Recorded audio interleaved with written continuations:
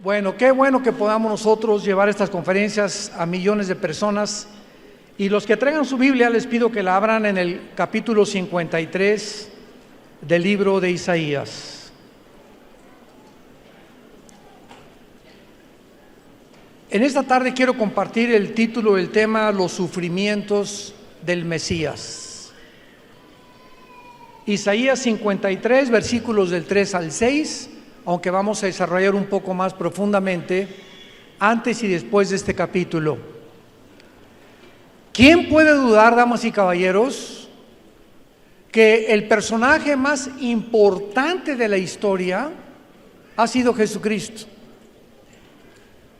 Hace algún tiempo, cuando comenzaba a predicar la palabra de Dios, siempre me ha gustado debatir con ateos. Son mi plato favorito ahora.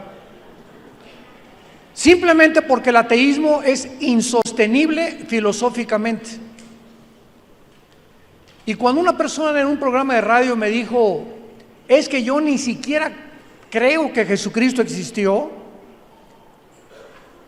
le contesté inmediatamente: perdón, ¿qué fecha trae usted en su reloj?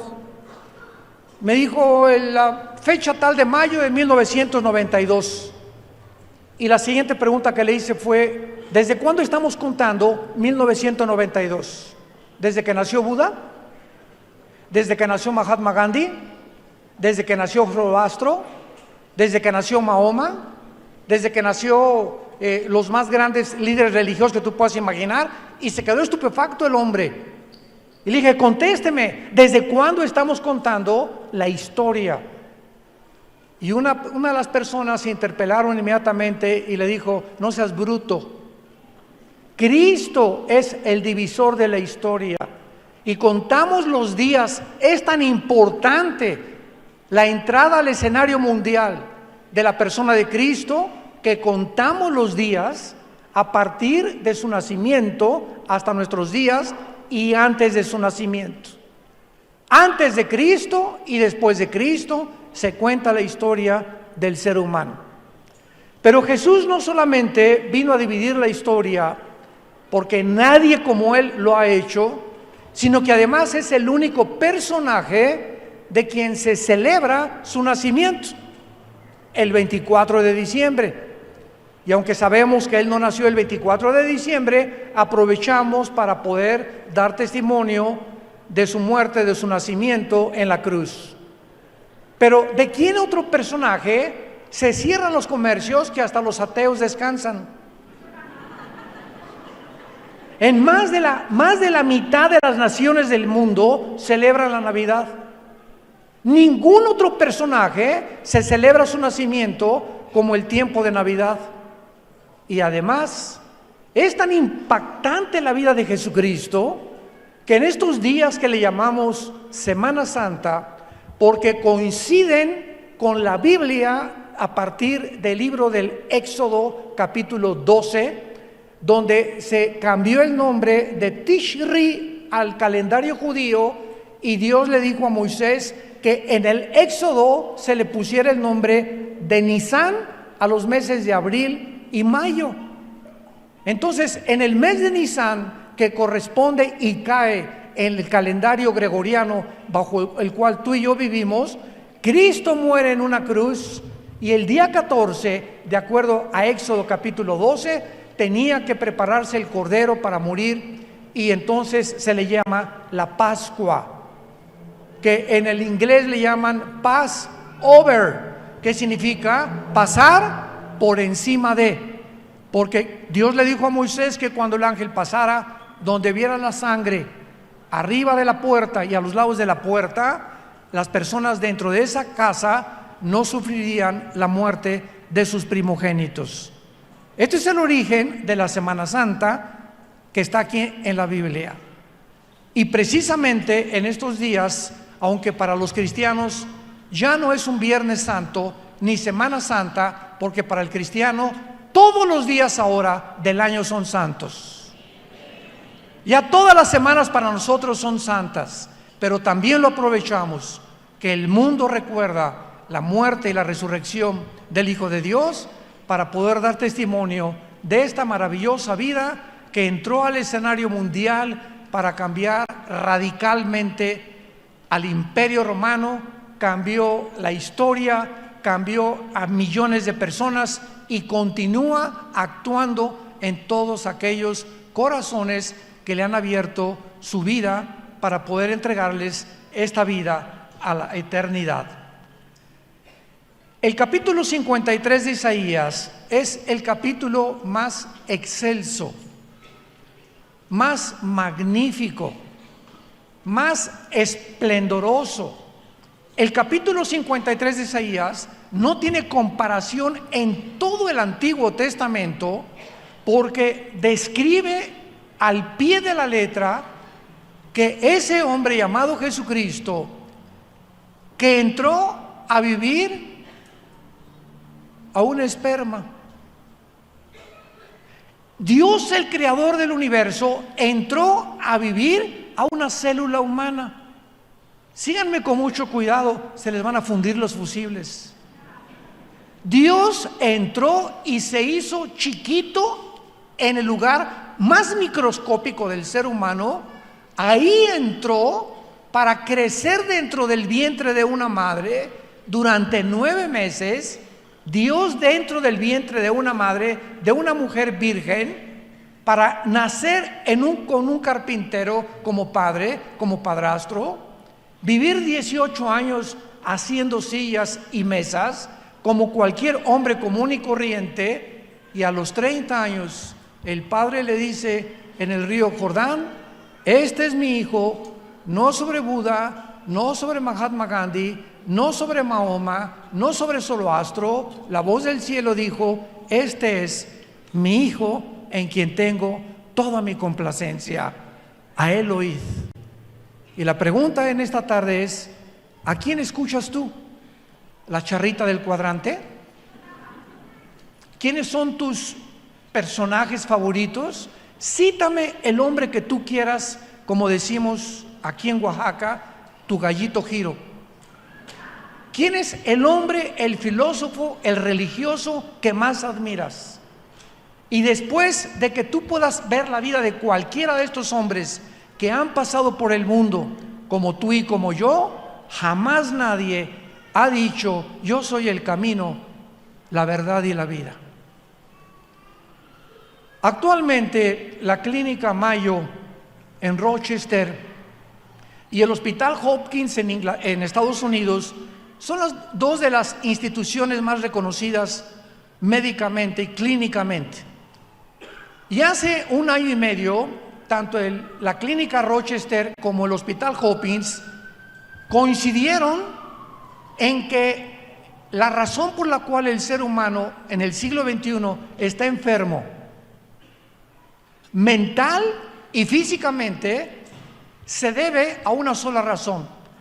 El 70% de los problemas humanos físicos y mentales en el siglo que vivimos se llama el estrés. El estrés. ¿Qué cosa es el estrés? Es un estado del alma, un alma inquieta, un alma rencorosa, sin paz, intranquila, amargada, con heridas que te hicieron en la juventud, en la infancia, en tus exmaridos, tus exnovios. Pero ¿quién puede dudar que el ser humano se encuentra enfermo? Este año se recetaron más de 675 millones de pastillas tranquilizantes en Europa, principalmente en la nación de España, donde hay más abortos y más divorcios que en cualquier otra nación del mundo. Entonces, el ser humano tiene un problema tremendo porque hemos alcanzado la luna. El siglo XX fue el siglo donde más descubrimientos científicos y avances tecnológicos logró el ser humano. Jamás en la historia habíamos experimentado lo que descubrimos en el siglo XX. 1905 comienza el primer carro Ford a caminar a 30 kilómetros por hora. 1907, 1908, los hermanos Wright norteamericanos comienzan a volar. o a intentar volar en el espacio. 1929 Alejandro Fleming descubre la penicilina. 1943-44 los doctores Oppenheimer y Enrico Fermi descubren la fisión nuclear, bombardeando el uranio 235 y produciendo las primeras 2 bombas atómicas que soltaron en Nagasaki y Hiroshima en Japón. 1957 la primera plataforma espacial. 1969 llegamos a la Luna. 1971-72 comienzan las redes de internet y el celular, y llegamos ahorita al siglo XXI, en el año 2019. ¿Qué nos sorprende? Vean a los chamaquitos de 4 o 5 años con la iPad y con su iPhone. Ahí están, dale, ya le brincan y le cambian. Cuando yo era niño jugábamos a la matatena, al trompo, al trompo callado le llamábamos, a las canicas. Veíamos a las muchachas, ¿verdad? Y las muchachas a lo mucho se pintaban un poquito, parecían maripositas así, y adiós desde lejecitos, y nosotros ni caso les hacíamos. Estamos en un mundo que ya perdió la brújula, un mundo desquiciado, donde nadie sabe realmente cuál es el camino. Y Jesucristo vino hace 2000 años y nos sigue llamando que nos volvamos a Él. Él es el camino, Él es la razón por la cual tú y yo nacimos. Y mientras tu vida no esté en Jesucristo, escúchame, seguirás de hombre en hombre, de mujer en mujer, de botella en botella, de teatro en teatro, de divorcio en divorcio, buscando siempre y sin encontrar. Porque esta vida no tiene nada que ofrecernos más que desilusiones, tristezas y frustraciones. Cuando Dios presenta a Jesucristo en el capítulo 53, nos presenta a Jesucristo anteriormente como un siervo, porque a eso vino Jesucristo. El Dios creador nos viene a lavar los pies, a hincarse y a lavarnos los pies y mostrarnos que la humildad es la virtud más grande del ser humano. La humildad. Y la antítesis de la humildad es la arrogancia, la soberbia, el demandarle a Dios: ¿y tú por qué permites los tsunamis? ¿Y por qué permites los terremotos? ¿Y por qué permites esto y el otro? Y sabes que en ese momento estas personas se endiosan y lo único que hacen es decirle a Dios: bájate y siéntate aquí, y ahora yo voy a ser el abogado acusador. Y a ver, contéstame, ¿por qué hiciste esto y esto y aquello? En otras palabras, hombres y mujeres que se atreven en su soberbia intelectual a creer que si ellos hubieran sido Dios, hubieran hecho un mejor papel, sin entender que los pensamientos de Dios no son nuestros pensamientos, ni sus caminos son nuestros caminos. Él no piensa como tú piensas, ni como yo pensaba, ni como el ser humano natural sigue pensando. Él está completamente alejado mentalmente de nosotros, y si tú lo quieres conocer y caminar con Él, híncate, humíllate, pídele perdón por tus pecados. Y mientras el ser humano no tenga esa condición delante del Creador, Dios no tiene cómo tratar contigo, porque esa arrogancia y esa soberbia es la que le impide al ser humano conocer al Dios creador y sustentador de todas las cosas. Dice Isaías capítulo 53, escrito hace 2700 años. Señores arqueólogos, paleontólogos que nos visitan, señores astrofísicos que nos visitan, antropólogos, vayan a Jerusalén, y en el Museo del Holocausto en Jerusalén van a encontrar este libro que se llama Isaías, tal como lo encontraron en 1948 en los rollos de Qumran, en el Mar Muerto. Y lo examinaron los más grandes expertos Y es exactamente como lo tenemos en nuestras Biblias. Ahí está el libro de Isaías completito con otros libros de la Biblia, mostrándonos lo sobrenatural que es este maravilloso libro que se llama la Biblia. Entonces estamos leyendo algo que sucedió hace 2700 años, o sea, Isaías escribió 700 años antes de que Jesús naciera, y el capítulo 53 lo escribe, noten ustedes todos los verbos en tiempo pasado. Versículo 3: despreciado y desechado entre los hombres, varón de dolores, experimentado en quebranto, y como que escondimos de él el rostro, fue menospreciado y no lo estimamos. Todos los verbos están en tiempo pasado. Qué interesante. Ciertamente llevó, pasado, él nuestras enfermedades, sufrió nuestros dolores, y nosotros le tuvimos por azotado, por herido de Dios y abatido.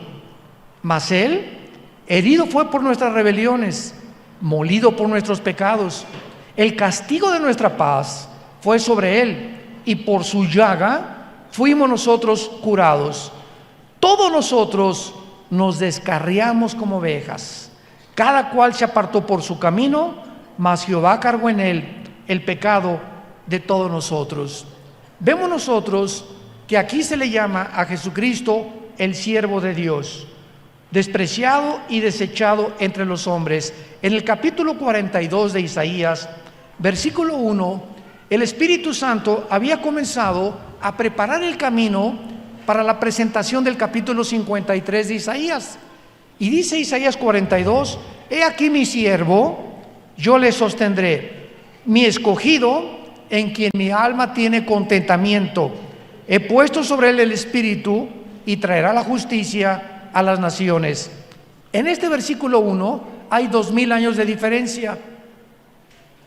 Está mencionando el Espíritu Santo que Cristo era el siervo de Dios, el escogido de Dios, en quien el Padre tenía su contentamiento, que traería el Espíritu del Padre, pero dice que traería la justicia a las naciones, lo cual fue 2000 años después de su muerte.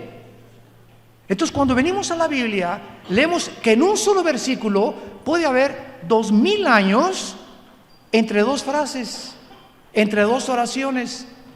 Y cuando tú profundizas, comienzas a descubrir estos misterios que Dios esconde para que entendamos verdaderamente su voluntad. Llegamos al capítulo 52 de Isaías, que es la anticipación al capítulo 53, versículo 13. Y en el capítulo 52, del 13 al 15, se describe antes del siervo sufriente lo que él iba a hacer.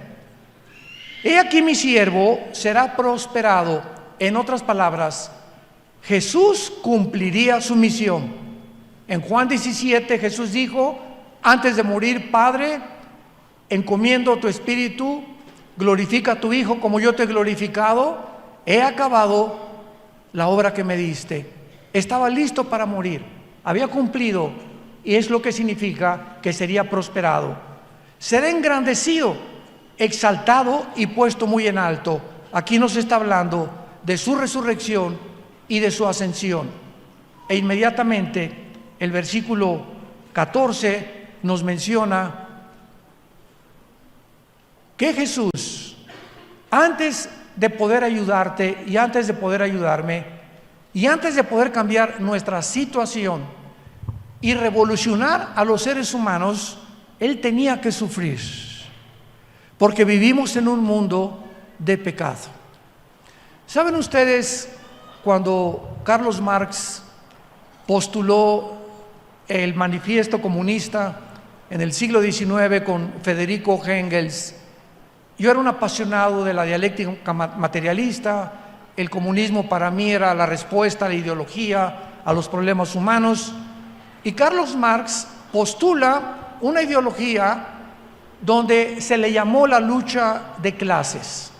Entonces, Marx veía al mundo como un problema entre dos clases sociales, entre el proletariado y entre la burguesía. Y de acuerdo a su mente, él era judío, Carlos Marx, de acuerdo a su mentalidad, él estableció y postuló esta tesis: si el proletariado derriba a la burguesía, o sea, si los pobres dejan de ser pobres, quitándoles a los ricos lo que ellos tienen y tomando los pobres en lugar de los ricos, la sociedad tendrá justicia. ¿Saben cómo se llama esto? Sin que yo me hubiera dado cuenta en aquel tiempo, y como la mayor parte de las gentes que han abrazado esta ideología no lo saben, se llama robo calificado. Porque quitarle a alguien su propiedad bajo el nombre de expropiación es un robo. Y Cristo prohíbe el robo. Uno de los mandamientos es: no robarás. Entonces, de acuerdo a esta postulación, ahí se soluciona el problema.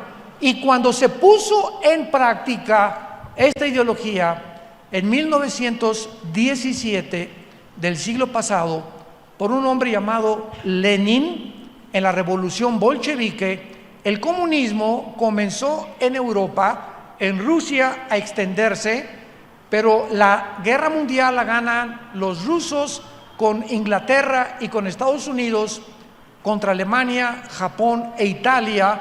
Y entonces en 1952 se levanta la Unión de Repúblicas Socialistas Soviéticas con la bandera del comunismo, peleando y tratando de competir contra la democracia del mundo capitalista que había ganado Estados Unidos, Rusia y también Inglaterra. Entonces Rusia se separa después de la Segunda Guerra Mundial de Inglaterra y de Estados Unidos, y la ideología comunista se ofrece al mundo, que ahora ya no se llama comunismo, ahora se llama socialismo, como la esperanza de las sociedades y el beneficio de los pobres.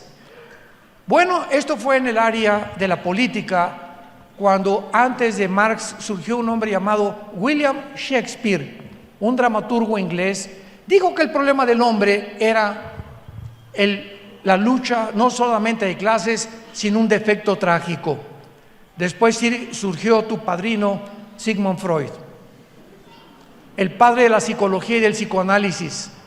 Freud ofrece al mundo y dice: el problema del ser humano es la mente, y comienza a hipnotizar a sus pacientes de neurasténicos, pasándolos a la mente inconsciente para tratarlos y regresarlos al consciente y sanar la mente, creyendo que se encontraba ahí el problema humano. Y así encontramos que a través de la psicología y la psiquiatría, que ha ayudado al ser humano a descubrir muchos de sus problemas, ni el comunismo, ni el defecto trágico, ni la lucha de clases, ni la mente es el peligro ni el problema del ser humano. Dios, como el creador de todos nosotros, nos vino a revelar el problema del ser humano. No está en la mente, no está en la lucha de clases, no está en la desproporción de la pobreza y la riqueza. El problema del ser humano, la Biblia le llama pecado. ¿Sabes qué es el pecado? La palabra amartia en el griego, la palabra shatá en el hebreo, significa lo siguiente: el pecado es fallar el blanco. Pones un blanco y agarras un arco con flechas, y los blancos tienen muchos círculos y un circulito chiquito en medio. Y el problema está en atinarle al circulito de en medio. Si le pegas arriba, a un lado o juntito al blanco, no le has dado al blanco. El blanco es el circulito del medio. Cuando la Biblia dice que todos nosotros hemos fallado al blanco, el blanco es Dios. Entonces hemos inventado como ovejas, cada quien por su camino, el hinduismo, el islam, la lucha de clases, la psicología, la psiquiatría, la autoestima, y estamos buscando la manera de dar en el blanco, de tener paz, de estar en paz con nosotros, de tener un matrimonio que Dios bendiga, tener una familia que bendiga a nuestros hijos, que nuestros nietos sean bendecidos, y el mundo no lo encuentra, porque la respuesta solamente nos las trajo Dios a través de el siervo sufriente llamado Jesucristo.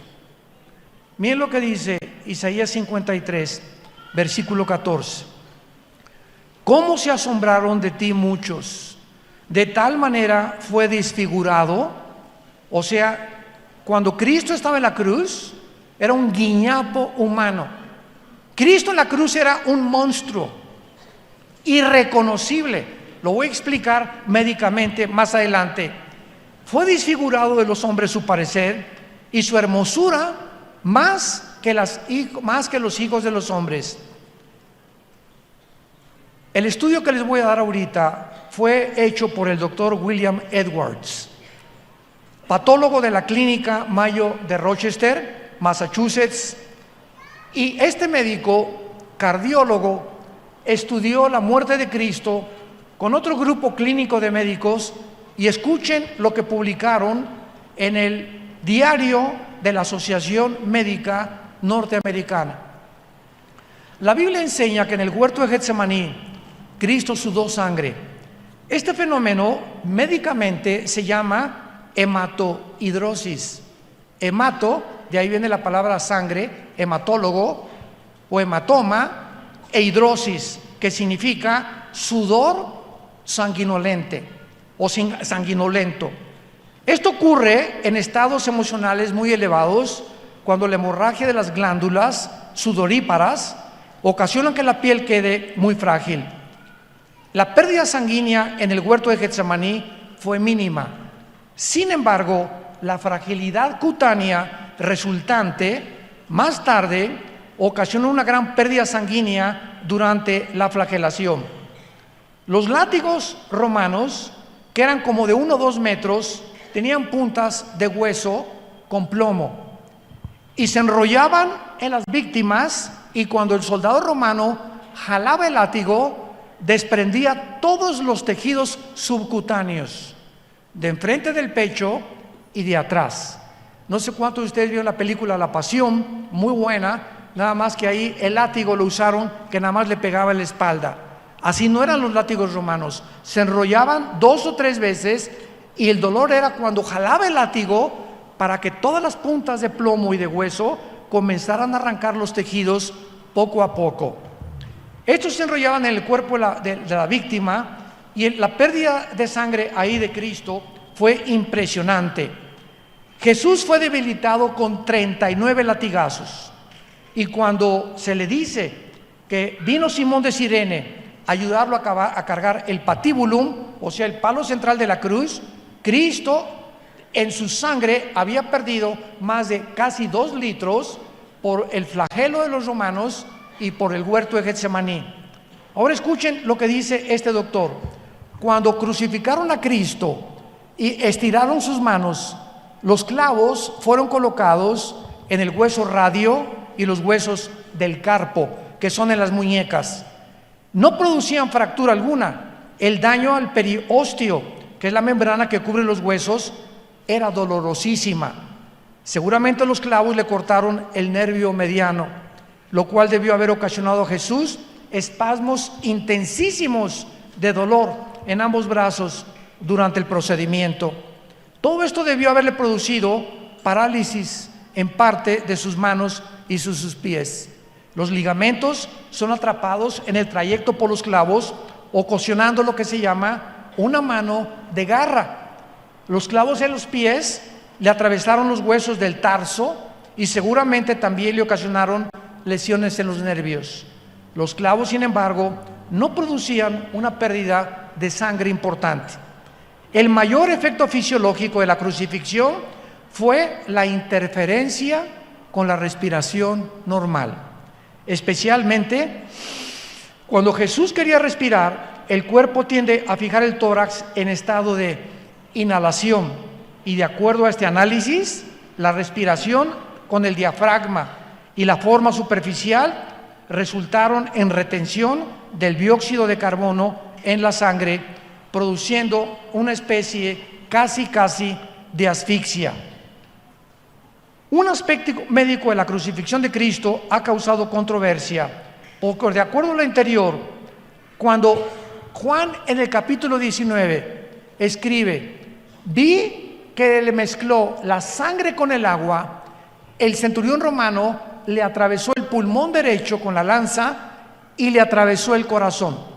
Y cuando Juan escribe en Juan 19, versículo 34, vi salir una gota de agua y sangre, los cardiólogos del siglo XXI dan testimonio que cuando se mezcla la sangre con el agua es porque hubo una rotura del pericardio.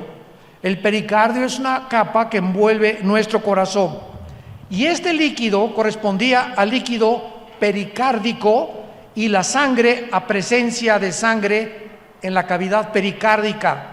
El corazón está formado por el endocardio, después una capa muscular llamada el miocardio, forrada por el pericardio, que consta de dos capas, el pericardio visceral y el pericardio parietal. Y cuando la Biblia nos muestra 1000 años antes, en el Salmo 22, que se describe por el rey David cómo murió Cristo en la cruz del Calvario, la pregunta que les hago yo a todos ustedes, y que me encanta hacerles a la mayor parte de los estudiantes de la Biblia, es la siguiente: ¿qué ocasionó médicamente la muerte de Jesús? Regularmente, los que eran víctimas de la crucifixión se acercaban a los soldados y les rompían las rodillas. Al romperles las rodillas, el cuerpo se colgaba, y para asegurarse, los romanos, si no estaba muerto, se moría asfixiado la víctima. Otros, lógico, por desangramiento. Tenemos casi 4 o 5 litros de sangre y nadie puede sobrevivir con menos de la mitad de la sangre que el cuerpo tiene. Pero ¿qué fue lo que causó la muerte de Jesús? ¿No fue asfixia? ¿No le rompieron las rodillas, los meniscos de las rodillas? Porque estaba escrito en el libro de Deuteronomio que no le romperían los huesos.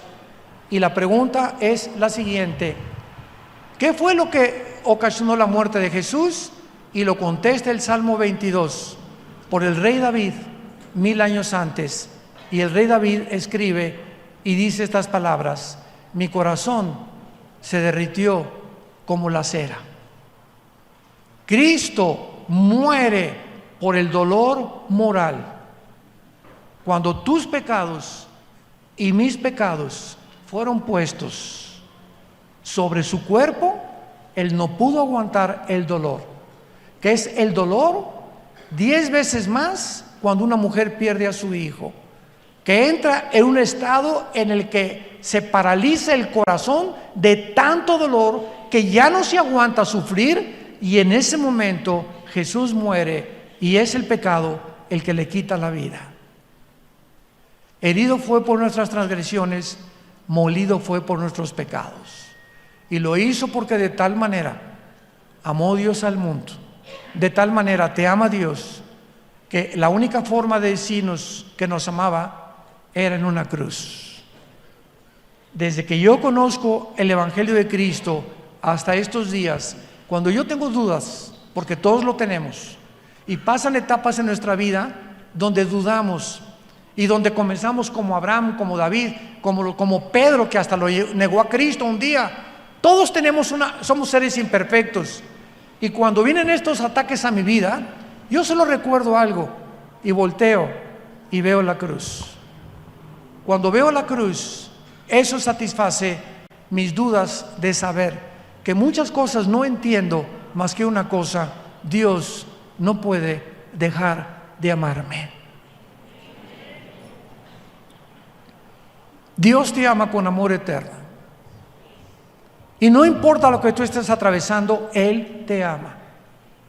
Como me dijo una señora en un hospital en Estados Unidos: ¿dónde está Dios, pastor? Me estoy muriendo de cáncer. Y está con el telele la señora así, nomás le hacía así las manitas. Y joven, digo, unos 60, 63 años de edad. ¿Dónde está Dios? Me dice, en este momento lo necesito. Y yo le contesté: ¿dónde estaba Dios cuando Jesús murió en la cruz? Cristo hubiera pensado eso: ¿dónde está mi Padre? Y por eso gritó, lama, lama sabactani, Elí, Elí, ¿por qué me has desamparado? En ese momento Dios lo abandona al Hijo, porque en ese momento misterioso de las 12 a las 3 de la tarde se oscurece el universo, y en ese momento entre el Padre y el Hijo no se nos permite ver qué pasó en esas 3 horas. Entre el Padre y el Hijo hubo algo de las 12 a las 3 de las tinieblas, y fueron esas 3 horas, porque el 3 es el número de la Trinidad, en el que el Padre ponía tus pecados y mis pecados en la vida de su Hijo Jesucristo. Y la santidad del Padre evitó, y no podía Él en ese momento estar con su Hijo. En ese momento el pecado mató a Cristo, lo separó del Padre, para que tú y yo nunca fuéramos vueltos a ser separados de Él. El que no escatimó a su Hijo, lo entregó por todos nosotros. No perdonó a su Hijo, nos perdonó a nosotros por causa de su Hijo Jesucristo. Más adelante dice el Isaías 53, herido fue por nuestras rebeliones, molido por nuestros pecados, el castigo de nuestra paz fue sobre él, y por su llaga fuimos nosotros curados. Damas y caballeros, señores psicólogos que nos acompañan, o psiquiatras, o doctoras corazones,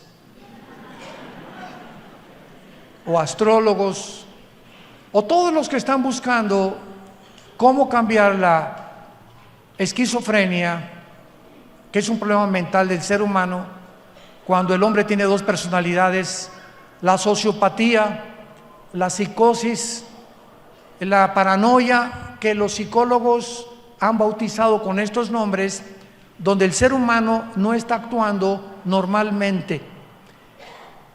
Y la psicología, como yo les dije, ha ayudado en algo para encontrarte. Tú vas al psicólogo y el psicólogo te dice lo siguiente: mira, Chencho,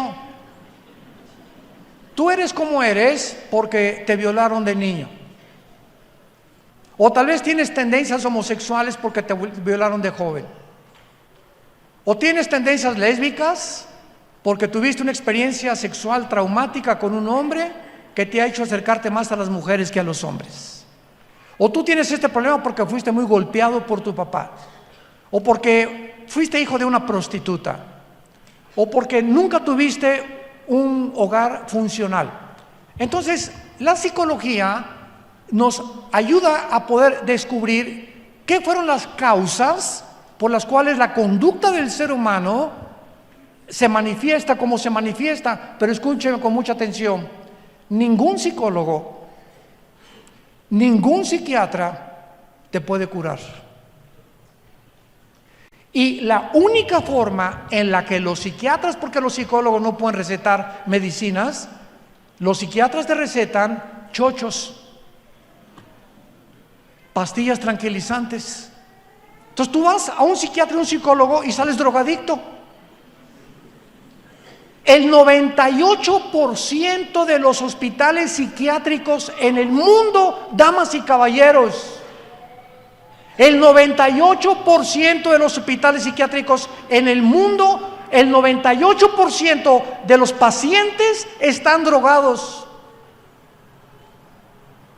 La única forma en la que los pueden manejar es químicamente. Jesús, María y José y el burrito que los acompaña. No hay manera de curar a un esquizofrénico. Te calman con chochos, con químicos que te vuelven peor de como estabas. Bueno, es que el doctor me dijo que 3 miligramos y él está controlado. El mes que entra te receta 10 miligramos. Y al ratito vas a aparecer alambre eléctrico en la noche. Damas y caballeros, la Biblia es el único libro que nos ofrece sanidad. Por las heridas de Jesús, por lo que Él hizo en la cruz, Dios nos perdona las heridas de nuestra alma. Hay un hombre de Dios en Estados Unidos llamado James Robinson. Le decían el sucesor de Billy Graham. Este muchacho fue parido por una prostituta en Estados Unidos y lo tiraron en un bote de basura. Lo recogió otra prostituta, el bote de basura, y se llevó a su casa como 6, 8 meses y lo volvió a tirar en un basurero cuando tenía como 1 o 2 años. Pasó otra prostituta cuando tenía 3 o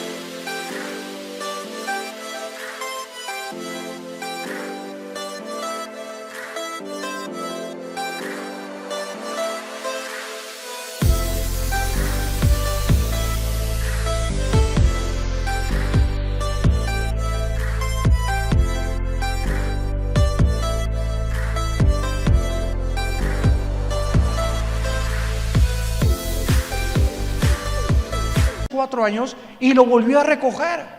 Vean la mano de Dios.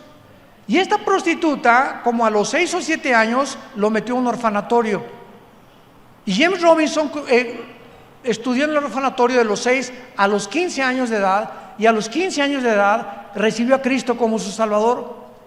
Sin mamá, desechado, despreciado, nunca tuvo mamá, prostitutas, nunca conoció a su padre y se convirtió a los 26 años en el evangelista número 2 del mundo entero. Y sigue viviendo en Dallas, Texas, en la iglesia de Gateway se llama, como uno de los pastores principales y uno de los más grandes hombres de Dios que el mundo ha conocido. Entonces, nadie tiene la excusa de decir, soy como soy, porque mi mamá, porque mi papá, porque mi esposo, porque mi novio, porque mi hermano. El día que tú dejes de echarle la culpa a cualquier otra persona y digas, soy lo que soy porque yo he escogido ser y mis decisiones que yo tengo son por las consecuencias que yo he sembrado con mi conducta, en ese momento te vuelves una persona madura.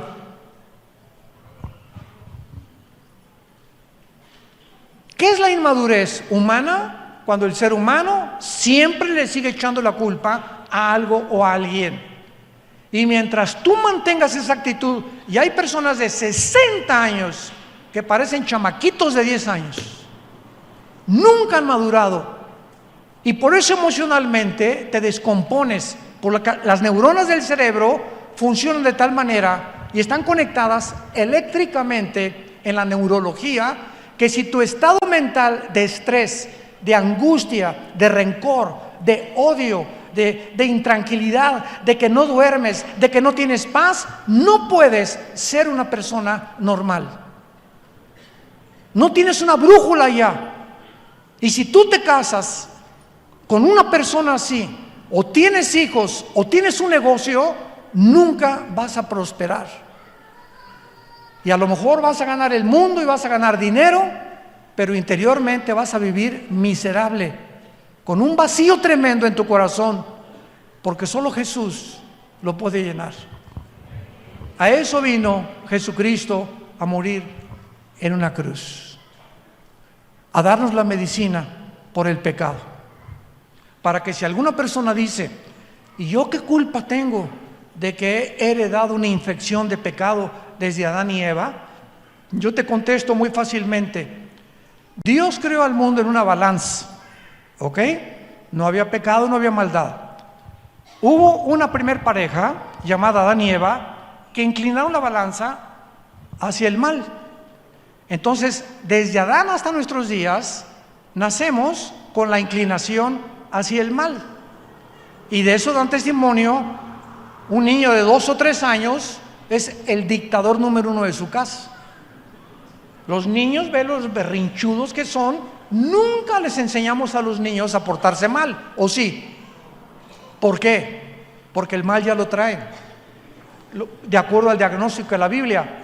Entonces, el ser humano ha criticado a Dios. ¿Yo qué culpa tengo? Entonces Dios, para callar la boca y para que la justicia de Dios fuera al mundo entero y nadie lo culpará de injusto, Dios manda a su Hijo a nivelar la balanza.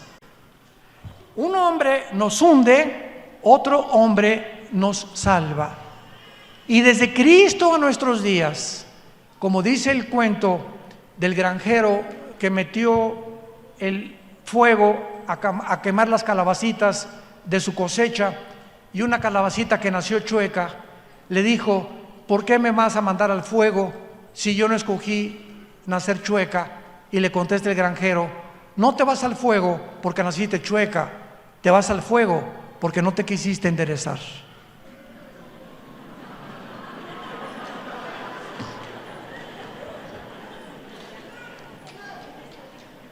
El día que tú madures, no le vas a echar la culpa a nadie. Eres como eres por lo que has escogido ser. Y tu conducta define tu filosofía. Tu filosofía, tu psicología. Tu psicología comienza a manifestarse a través de tus acciones. Y en la Biblia se llama la ley de la responsabilidad moral individual. Cada uno de nosotros somos responsables de nuestras acciones, para bien o para mal. Cada decisión que tú tomes, cada beso que le des a tu novio, con la mujer que tú te acuestes, cada vez que le robas a alguien, cada vez que echas una mentira, cada vez que tienes un pensamiento, cada acto tiene consecuencias. Recuerda eso, por el amor de Dios.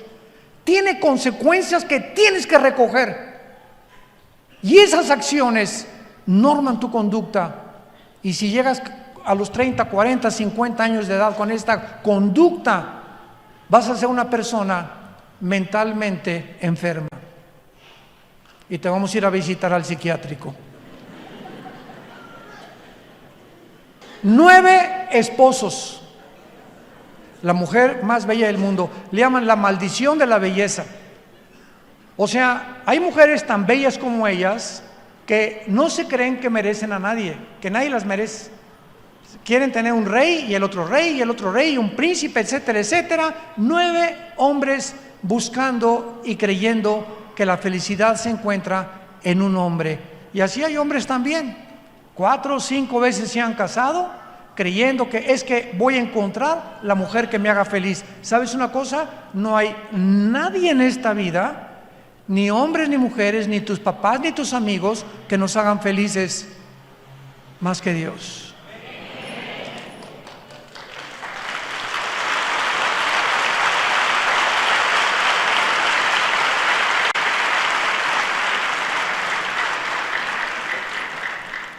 Y esta es la razón del primer mandamiento. Amarás a Dios con todo tu corazón, con toda tu alma, con todas tus fuerzas. Yo le dije a Dios hace algún tiempo: ¿serás un ególatra, Dios? ¿Eres tan egoísta que nada más tú? ¿Por qué nada más no puedo amar a mi novia con todo mi corazón? ¿A mi esposa? ¿A mi perro Fido? Y cuando pasó el tiempo, estuve orando y así la respuesta fue impresionante. Y encontré en la Biblia que si nosotros amamos a Dios y Él es la razón de toda mi existencia, de todos mis sentimientos y de todas mis emociones, mi esposa algún día tiene que morir. Tu esposo tiene algún día que morir. Nuestros hijos son prestados. El dinero va y viene. Y si en el momento que tú tienes la pérdida de tus seres queridos o el fracaso de tu negocio, si tú estás centrado en Dios y tienes comunión con Dios, aguantas y sigues viviendo porque Él es tu sostén. ¿No era tu esposo? ¿No era tu novio? ¿No era tu esposa? No son nuestros hijos, Él es. Y por eso nos manda que le amemos con todo el corazón, porque a Él nunca lo vamos a perder. ¿Cuánta sabiduría se encuentra detrás de los mandamientos de Dios? Dice el rey Salomón: todas las razones de mi boca son justas. No hay en ellas nada torcido ni perverso. A los que las aman es porque han tenido entendimiento, y los que han entendido entendimiento tienen sabiduría porque son razonables a su corazón. Proverbios capítulo 8. Todo lo que Dios nos dice tiene una razón y una sabiduría. Y cuando nos apasionamos con Dios y entendemos que la vida es Dios y que es Jesucristo el que murió en una cruz, comenzamos a entender la razón de por qué seguimos vivos. Todos ustedes que están en esta tarde aquí, los que nos ven por la televisión y los medios sociales, la única razón por la cual Dios está permitiendo que tú escuches este momento es porque Dios te ama. Porque Él quiere que tú vengas hoy a la cruz, que te arrepientas de tus pecados, que entiendas que Él es la razón por la cual tú sigues viviendo, y que si tú no has muerto es porque tu misión no ha terminado. Hace 2 semanas, en la carretera Toluca, México, 4 muchachos, 14, 16, 20 y 21 años, se fueron a una barranca y murieron instantáneamente. Venían de una fiesta de México de puro piruration. Ahora le llaman fifís. ¿Cuántos de ustedes que me escuchan, muchachos, me dices, ahorita tengo 16 años, 20 años, tú no sabes nadie si mañana amaneces? Cuando oigas su voz, no te endurezcas. Hoy es el día de tu salvación. Hoy es cuando Dios te dice, ven a mí, acércate a mí, que te voy a dar la vida eterna y el perdón de tus pecados. Porque Cristo murió conforme a las Escrituras, fue crucificado, fue enterrado y fue resucitado los 3 días para pagar los pecados de los seres humanos. Para que tú entiendas que fuera de Cristo nadie va a poder pagar tu cuenta, ni nadie puede sanar tus problemas de traumas, de tu juventud, de tu infancia, de tus exmatrimonios, más que el Hijo de Dios. ¿No quisieras en esta tarde abrirle tu corazón y decirle ahí desde tu lugar, con tu cabeza inclinada, Señor mío y Dios mío, te pido perdón por mis pecados. Creo que en esa cruz pagaste por ellas y por ellos, y que siendo pecador, tú me has amado. Creo que a los 3 días Jesucristo resucitó entre los muertos, y ahora te pido, Señor, que entres a mi corazón como mi Señor y mi Salvador. Te doy las gracias por tan grande amor y por mostrarme que la corta vida que me queda, separado de ti, nunca podré lograr mis metas, ni mis objetivos, ni tampoco la razón de vivir, porque la he encontrado en tu persona, en el nombre de Jesús. Amén. Gracias a Dios.